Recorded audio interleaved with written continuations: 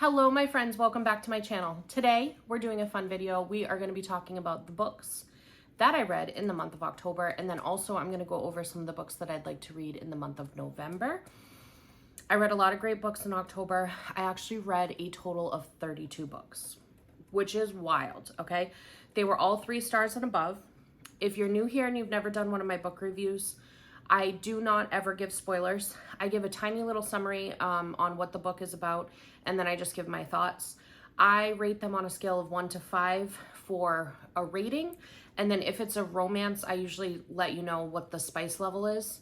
For my star rating, I don't have any fancy system that I use. I just basically, as soon as I finish that book, I sit there and I think how the book made me feel. A 3 is usually like lukewarm. I liked it, but it wasn't like super unforgettable. A 4 is usually like a solid, would recommend it to somebody else. A 5 is like, will not stop talking about it for at least 5 to 7 business weeks, and will most likely reread it in the future when I find a way to squeeze out more than 24 hours in a day. You know what I'm saying? A 2 would be, I finished the book, but I had to drag myself through it. I honestly don't know how many times I've even given a 1, but a 1 would be like something had to have been incredibly irritating to me to give a 1 to a book, because I am not like super strict about stuff. Honestly, spice factor could be like all over the map, but I kind of try to weigh in how many spicy scenes, like how much real estate in the book there was spicy scenes, and how extreme the spice level was. You know what I mean? Like in terms of how adventurous they are. If you get my drift. If you're new here, also, generally I do haul videos over here, so it's usually like Costco, Trader Joe's, Target, grocery hauls, couple of what's for dinners, and then also we are Disney annual pass holders, so I usually sprinkle in there. I have a Bookstagram account though, so if you are here because of the book content, please follow me on my Bookstagram account at Kate Chapters. But without further ado, let's get into the video because we have quite a few books to cover. I'm gonna do things a little different this time. I'm gonna only talk about the books that I gave 4 stars and up. For my 3-star books this month, I'll tell you what the titles were, but I'm not gonna really go into my feelings on them unless there's something that's like really jumping out at me. Okay, so I'm just gonna start by briefly running through my 3 stars for this month. And just a reminder, 3-star doesn't mean it's a bad book. So 3 stars in the month of October from me was The Pumpkin Spice Cafe by Lori Gilmore, and I know some people are going to be like, what? Because this is like a loved one, but for me, just lukewarm. The Only Survivors by Megan Miranda. There was a couple twists in there that just seemed completely unbelievable to me. Her Nemesis Until 5 p.m. This was like a novella by Eve Pendle, and just nothing crazy about it. It was fast, easy. Wrong Place, Wrong Time by Gillian McAllister. It's also a thriller, and it just wasn't my style at all. Consider Me by Becca Mack. I actually gave this one a 3.5 stars. I just personally felt like the middle of this book was not that great. However, the male main character in this book is like book boyfriend goals. So there's that. And then Morbidly Yours by Ivy Fairbanks, I think it was. This one I think people are going to be upset with too, because I know a lot of people loved it, so don't not read it just on my account, but it just didn't ever connect with me. Okay, so now we're going to move into the 4-star category. So the first 4-star that I had for October was The Long Game by Elena Armas. Hopefully I'm saying her name correctly. This I gave a 4 out of 5, 4 stars, and spice level was only a 1. This one was like a soccer romance kind of, but it also had like a little bit of a social media going viral aspect, which I really liked. The witty banter was really, really good, and there was some hilarious characters in the background on this. It is an incredibly slow burn. So if you're the type that likes more of like the fast-paced romances where it really sucks you in, I wouldn't say this one is that, but I just felt like the connection and the chemistry was really, really good. There's small town vibes in this one. Also, the mother in this book, I feel like there wasn't justice done to her because she needed to have so much more real estate because she was absolutely hilarious. So that was my thoughts on that one. The next book that I read was called The Guest by B.A. Paris, and this one does not release until next year. I'll put the date on the screen because I don't know it off the top of my head. But I was sent this as an advanced copy in exchange for an honest review. Anytime that happens, I promise you I don't allow that to impact my thinking one way or the other. So this one was a 4-star for me. It's a thriller, and this one follows a married couple who all of a sudden has one of their friends move into their home with them for what's supposed to be a short amount of time. Okay, so the deal with this one is it's incredibly confusing at the beginning because there's like 4 main characters, but there are a few side characters, and I tend to get confused when there's a lot of people involved because I'm trying to like look out for connections. I think my problem is I'm always trying to solve it. But I was like sucked into the story right away. I didn't know exactly where it was going to go, and then the ending ended up taking me like way far from where I was thinking. Okay, the next 4-star for me in October was The Mistletoe Motive by Chloe Liese. Or is it just Lee's? Am I being too fancy? I'm not sure. This was a 4 out of 5 star for me, and spice level was a 1. This one is really cute. It's set in a bookshop, and it follows 2 coworkers that can't stand each other, and they're kind of like in a competition. I loved that aspect. If you like You've Got Mail, this was basically a ripoff of You've Got Mail. The only reason I didn't give it 5 stars because I loved all the vibes, but I just felt like it was like it lacked creativity because it does follow it so closely. Okay, the next 4-star read that I had in the month of October was The Gossip and the Grump by Pippa Grant. This was a 4-star read for me, and spice level was a 1. This is set in a coffee shop, and it follows a girl named Sabrina who went on vacation and blurted out a bunch of information about her family and her town to a complete stranger during a one-night stand that they had together. Joke's on her because he shows up to her little coffee shop, and it turns out he is the new owner. Okay. I love Pippa Grant because I feel like she's just completely unhinged. Like, it's just entertaining, chaotic energy at all times in her books. There is a conflict that's going on in the book, and I just felt like it was incredibly repetitive. So that's the only reason why it's not a 5-star for me. However, I do enjoy the outcome at the end. So there's that. Okay, my next 4-star read in October was from another author that I love, and it's called To Have and to Hate by R.S. Gray. This one was a 4-star, as I mentioned, and spice level was only a 1. This is a marriage of convenience book. Basically, like 2 wealthy families marry off their kids to strengthen the bond between their companies, yada, yada, yada, yada. I love a marriage of convenience book, and I have mixed feelings about this one because it starts off where the couple it's a true business arrangement. There's no chemistry, there's no fire, there's no attraction. So like part of me likes that because I feel like that's very unique and not really done, because there's usually some element of attraction at least between the 2. But at the same time, it made it a little harder to connect with them because it felt cold and distant and felt like a business arrangement. The main male character I had a hard time with because I just felt like he didn't appreciate the female character the way he should have. However, it slow burns up to like an explosion of things, and it pulled out all of the emotions in me. I really could have used like 50 more pages in this book to really allow that transition to happen a little bit more smoothly. But other than that, it's definitely something I would recommend. And if you happen to have Kindle Unlimited, that one is free on Kindle Unlimited, at least at the time of this filming. Okay, so the next one is A Court of Mist and Fury by Sarah J. Maas. And I know that there is like an entire community of people that are obsessed with the ACOTAR series, A Court of Thorn and Roses. I don't understand the hype behind that first book at all. Then I heard that the second book is where the hype is, and like to get excited because that's where it lies. I'm angry with myself for even giving this a 4-star because the first 75% of this book I had to continue convincing myself to even stick with the series. I was like, you don't belong here. This is just not for you. You are not this type of reader. Then we get to the 75% mark. It's like Sarah J. Maas has the audacity to all of a sudden hook me in. So the last 25% of the book is the reason why I give this a 4-star, which is wild because that's not much real estate. So you can just imagine how good that last 25% was in order to get a 4-star out of me. Spice level was a 1 on this one. I'd say spice was a little bit higher in the first book. It did not need to be 600 pages. I don't know if this was to drag out the series or what, but it did not need to be 600 pages. Okay, the next book that I read is called Hopeless by Elsie Silver, and this is in the Chestnut Springs series. This is book number 5, I want to say. This one I gave a 4 out of 5 on stars, and spice level I gave a 1 out of 5. This follows one of the Eaton brothers. He had recently returned from the military, and then he's kind of trying to adjust to the idea of him being infamous in his small town. So he starts to hide out at a bar, and the bartender is his next door neighbor, and she also has a reputation in the town. She's known as the town trash. What I enjoyed about this one is generally with like the military ones, at least the ones that I've read, it's usually like an all-American girl or something, and she's like the town sweetheart or Miss Popular or whatever.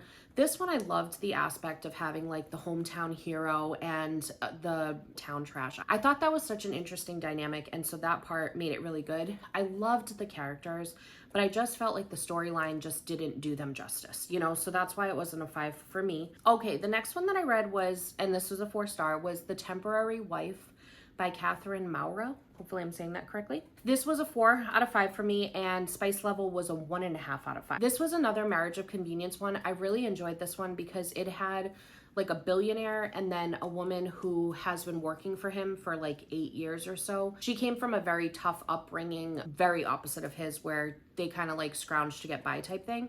I felt like she had so much grit and tenacity, and I just loved her as a character. The main male character was a little strange to me, like some of the things he does. I'm just like, what's happening? There's also a lot of billionaire drama going on that, like, I'm a commoner, I have no idea what's happening, and it was kind of like, wow, this is a little out of touch. But these type of books, it's kind of like, that's why you're reading them. You want that like entertainment shock. So a solid 4 for me. The next book that I read was The Modern Girl's Guide to Magic by Lindsay Hall.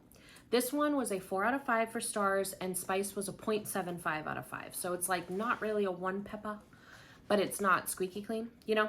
So this one is about a witch who cannot figure out her powers. I had a lot of fun reading this book. This kind of gave me like Fantastic Beasts, you know, from the, I don't know if it's part, I think it's part of Harry Potter. I just felt like it was a little repetitive though. Like as much as I just loved the vibe so much and I was wrapped up into the story, I felt like it was very unique and very refreshing. It was so repetitive.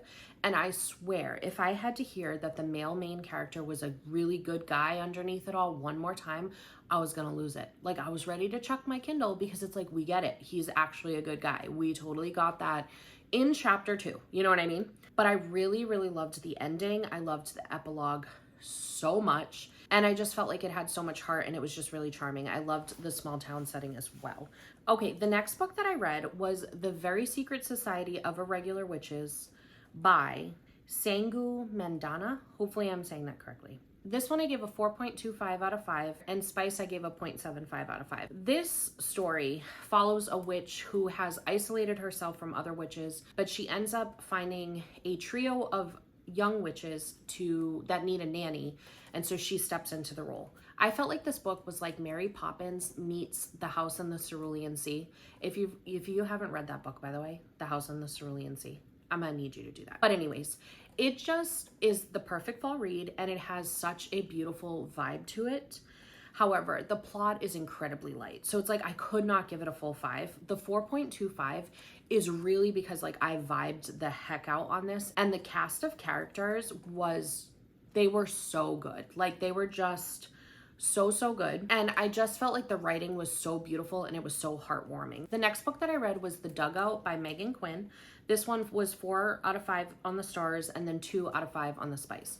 Megan is like one of my favorite writers. I feel like she is so incredibly talented. This one is a baseball romance, and it's actually set in a college. I absolutely loved this couple so much. I really truly did.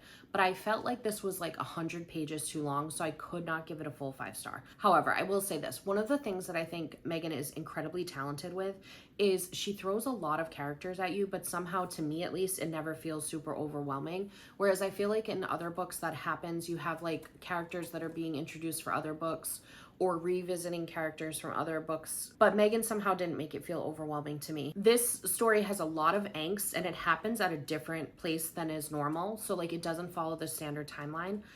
But I love how it all wrapped up. I love how it was all handled. I loved how the characters were with one another. Okay, the next one that I read that was a 4-star in the month of October was called Dirty Bad Boy by Mira Lynn Kelly. Spice level was a 1.5 out of 5. This one was a really short and quick read. I just really enjoyed the story. I really enjoyed the banter and the chemistry between the two. I also enjoyed how the author weaved in some very deep topics. Definitely look up trigger warnings prior to reading this. I felt like she did it in a way where it didn't feel too heavy, but it still did justice to the situation. So just overall, I thought this was a solid read. Okay, so now we're going to be moving into my 4.5-star read. The first one is The Lost Apothecary by Sarah Penner. This one actually has a dual timeline situation happening, and the oldest timeline is set back into the late 1700s, and it follows an apothecary who was wronged by the man that she loved, and she sets out to try and give justice to women everywhere. And then present day, there is a woman who's reeling from her own betrayal from the man that she loved, and she takes a solo trip to try and work out her feelings. I did not expect to love this book as much as I did. I've actually owned this book for quite some time, but I kept putting it off because I haven't heard many people talk about it. But this book just like sucked me in and just like captured my soul. I loved both timelines, which doesn't always happen for me. I generally am more invested in one or the other, but I just felt so invested by both of the women, but I never felt like there was a too sharp of a transition between the two of them. It flowed in such a beautiful way. I only see people talk about how pretty the cover is, but never the actual story. I felt like it was so unique and something that just should be read. Like, it should be out in the hands of people. The next one that I read was called A Deal with the Bossy Devil by Kira Parsi. Hopefully I'm saying that correctly. 4.5 out of 5 on the stars, and spice level I gave it a 1.5 out of 5. This is like a billionaire fake dating scenario, and I just loved it. I felt like it had such like a chaotic energy about it. It pulled out all the emotions of me. I was frustrated. I was like shaking my fist at the sky. I was laughing. I was crying.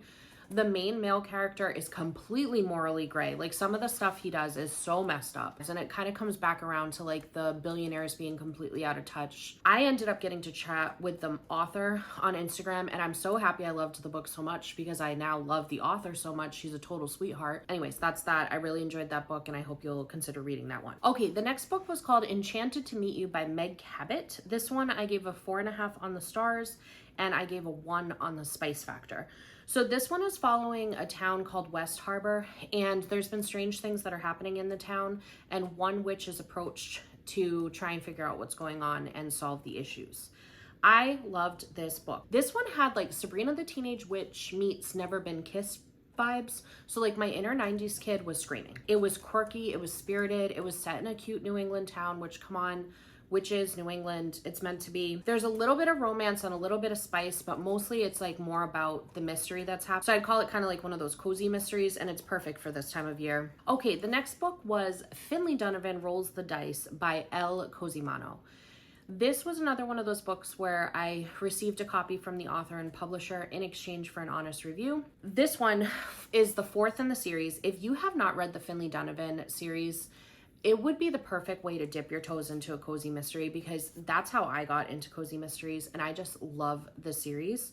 And this one is actually set in Atlantic City, and it was just chaos. It was outrageous and chaotic. And I think it was my favorite one of the series, but that is really hard to say. The only reason why it isn't a 5-star is because there is a romance that's happening, and it's been happening since the first book. And I just think we've all earned a little bit more stability in that area. But there is a romance happening in the background that I really enjoyed. And there is like 2 friends that it's more about this book, and their dynamic together is just everything. I just love them. Their banter and the unconditional love that they show each other is just amazing. It's heartwarming. Okay, the next book that I read was called Echoes on the Pond by Bill Gauthier. Hopefully I said that correctly. 4.5 out of 5. This is a thriller, so there's no spice in it.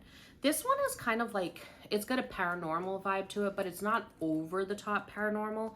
I'm not a usual like paranormal type of girl. I'm more like a psychological thriller type of girl.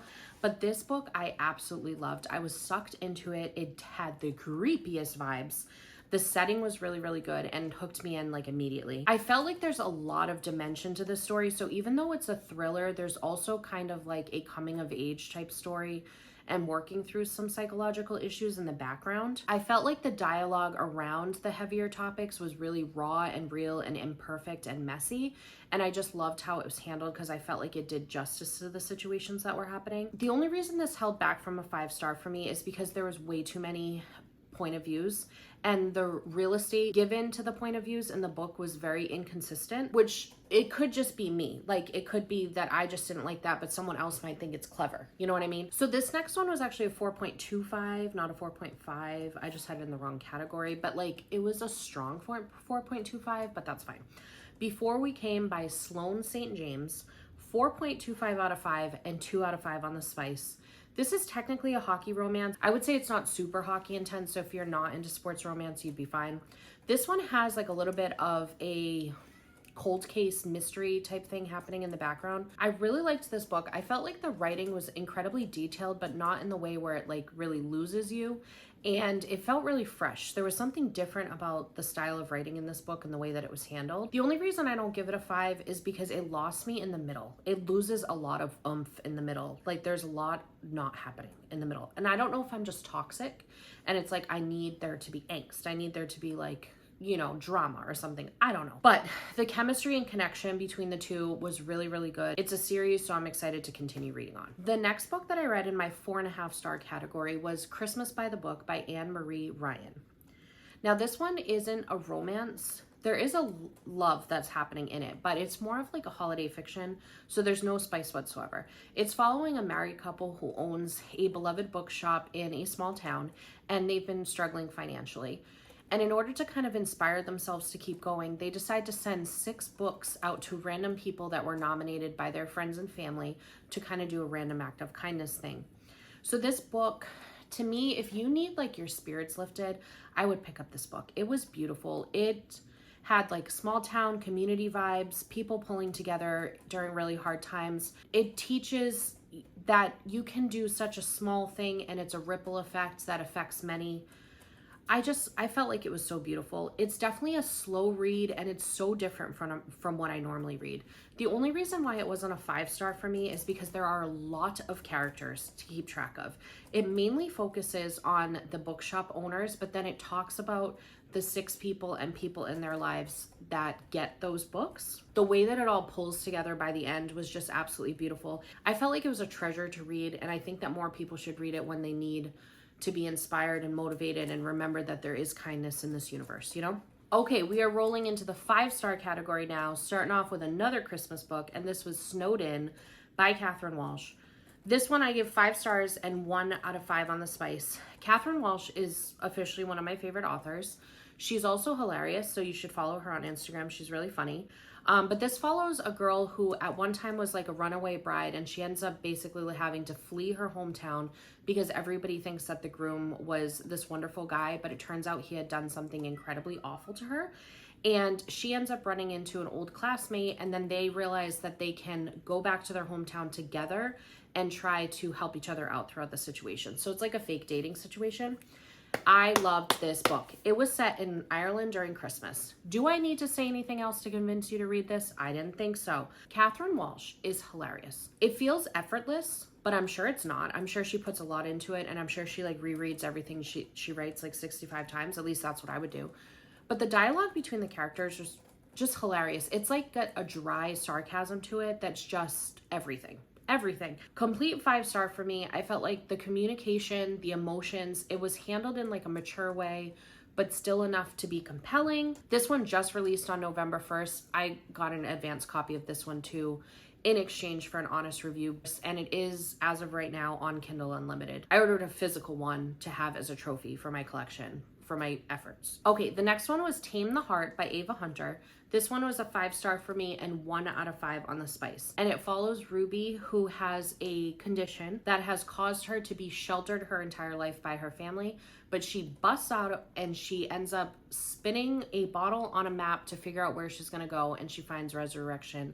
Montana is going to be next on her list. I want to move there now. Okay, if you like the show Yellowstone, you would love this book because it has a lot of like those dramatic, suspenseful elements that Yellowstone has weaved into a romance story. It all just felt very well handled. Like there was a good balance of both the suspense and the romance. And it's called Tame the Heart. And I felt like it was the perfect title because there is so much heart in this book. I really felt like I had the book opened and I was just like walking among the town. And then there's brothers that are happening in the background, and I need to read all of their stories immediately because I already know that I'm gonna love them. So I'm excited because this is gonna be a series. As of right now, this is also available on Kindle Unlimited. This was another one that was sent to me by the author and publisher in exchange for an honest review. But I promise you, I'm not being dramatic when I say like I loved this book. I would recommend it to anyone. And I also ordered a copy of this to have a trophy for my collection. Okay, the next book was called The Kiss Curse by Erin Sterling. This one was a 5 star for me and 1 star on the spice, or 1 pepper on the spice, I should say.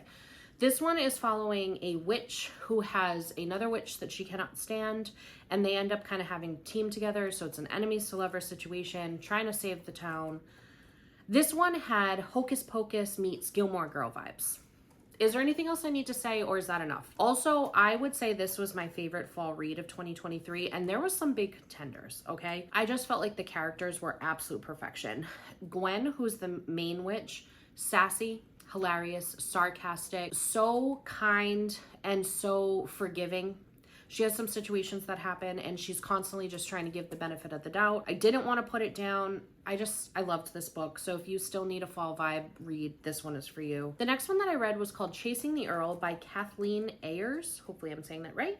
5-star, 1 out of 5 on the spice factor. This is a novella, so it's actually only, I don't know, 200 or something pages. This follows Emma-Jean, who has committed her life to being a spinster and she has no interest in trying to marry somebody, but she goes to celebrate her cousin at her wedding and she ends up having to be in the same transportation as a grouchy Earl. I loved this book. I felt like it was so different from other books because both of the characters were completely insufferable. They were so grouchy, but somehow it worked. They had like dry sarcasm and humor towards one another and they were just so grouchy. But it was really like fun and cute and refreshing. I felt like the main female character was so strong and so ahead of her time. And I literally could have stayed in this story for like an extra 200 pages, but maybe it's good that it was like not too much of a good thing. You know what I'm saying? Maybe it's good that it was such a short story. Every word was executed to perfection and I just absolutely loved it. Okay, the next book that I read was A Court of Wings and Ruin by Sarah J. Maas. So this was book number 3 in the A Court of Thorn and Roses series that I was talking about earlier. This one was a 5-star for me. If you remember, the last one was a 4 and I barely wanted to give it a 4. Spice was only a 1 on this one. I was wrecked after this book. This book is finally the one where I was like, I got it now. I understand the hype. Why did it take 1 3/4 books to get to the level? You know what I mean? Like, why did that take so long? They're not short books, okay? But this one wrecked my soul. I had a book hangover for days. I completely understand now. I felt like I was trapped in the pages, but also I have adulting to do. And it was right from the start. Like in the other books, I felt like it took me forever to even like lukewarm like it. The romance is definitely not at all a focus. At least it didn't feel like that to me. I don't know if that's because I'm a romance reader, you know what I mean? But when there were romance scenes, it gave me butterflies. Like I loved the way the romance was weaved in. There's like history explored and action happening, and I felt like it was a really great balance of everything. So finally I can say to all of you ACOTAR fans out there, I get it. I get it. The next book was called Mrs. Nash's Ashes by Sarah Adler. 5-star for me. Complete 5, solid 5, strong 5. 1 out of 5 on the spice. This one is following, okay, here's the thing about this book. I put this book off for a while. I actually own it on my Kindle. I had downloaded it because enough people were raving about it that I was like, I need to read it. But it never was calling to me because the title is Mrs. Nash's Ashes. Like, does that sound like something you want to read? Like, what in the world? So I had put it off. I never had the mood hitting me to read the book, but I had one of my friends push me. She's like, Kate, you need to read it. It was a 5-star for me. You got to read it. So I did. And man, if the title has been putting you off and this has been on your radar, just take the leap, okay? It just felt perfect. It just felt like a perfect romantic comedy. There's a dual timeline happening. There's like a World War II romance that's going on. It was beautiful. The story was absolutely beautiful. I was like grinning like a schoolgirl. I was cackling like a witch because it was so funny. And then I was also sobbing. So I have a pretty good sized yard, but I guarantee my neighbors heard it and they were probably going on a ride with me because it was all over. I could not ask for more out of a rom-com, so 100% recommend. Okay, the next book that I read was Under the Magnolias by T.I. Lowe. 10 out of 5. Okay, not even a 5 out of 5. This was a 10 out of 5. There's no spice on this one. This is more like a women's fiction. There's a little sprinkling of romance in the background, but it's more of like a wholesome romance. Look up trigger warnings on this one because there are some heavier topics at the beginning, and it follows a young woman from the age of, I want to say 13 up until early 20s. It just kind of follows the aftermath of a tragedy that she experiences and how she gets through life. I feel like this was one of those books that impacted me and will impact me throughout my life. It's one of those books that just like left something on my soul. I think this was such a beautiful book. And when I first started reading it, I was not in the mood to read it. I don't know if you guys watch cooking videos, Mandy in the Making, she had told me that it was her favorite. And I was like, okay, I trust her. So I'm going to keep going. And I'm so glad I did because it is heavy at the beginning, but somehow that heaviness felt light. And I don't know how. There was just such inspiration, motivation behind it. The story is a lot about community and faith, but it never felt preachy. It never felt like there was a specific religion going on. Just renewing your sense of humanity, renewing your belief in community and people being behind you when you're going through a hard time. I'm definitely ordering it because I want to have this in my collection because I feel like it's something I'm going to want to reread because it was that beautiful. It was such a beautiful story. Have I made it clear that this was a beautiful story? Those are all my reads that we're going to discuss for the month of October. I'm going to briefly tell you guys what I want to read in the month of November. But first I want to know, have you read any of the books that I just talked about? Do you agree? Do you disagree? Sound off in the comments. Okay, so I want to read both of Sarah J. Maas's other books in this series, A Court of Frost and Starlight, and A Court of Silver Flames. I also want to read The Siren and the Sussex by Mimi Matthews. I want to read Business or Pleasure by Rachel Lynn Solomon. I want to read Wreck the Halls by Tessa Bailey. Christmas Presents by Tara DeWitt. Christmas on Merrily Street by Louise W. Gray. His Holiday Pact by Ayla Asher. Exodus by Kate Stewart. In the Weeds by B.K. Borison. Bringing Down the Duke by Evie Dunmore. The Layover by Lacey Walden. All the Dangerous Things by Stacey Willingham. Hidden Pictures by Jason Rekulak.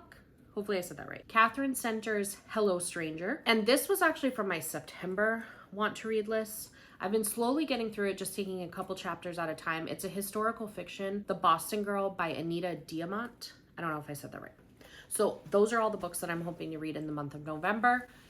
I'm also obviously going to be reading Iron Flame.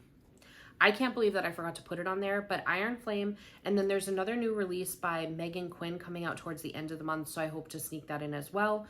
However, we do have a lot going on in the month of November, so I'm not going to be too hard on myself if I can't. All right, you guys, thank you so much for taking some time out of your day and spending it with me so I could babble about the books that I love. I have plenty of book recommendations on this channel, so there is a playlist. If this is your type of vibe over here, please feel free to subscribe. Check out some of my other videos. It always means so much to me. And I hope you have a magical day. Bye.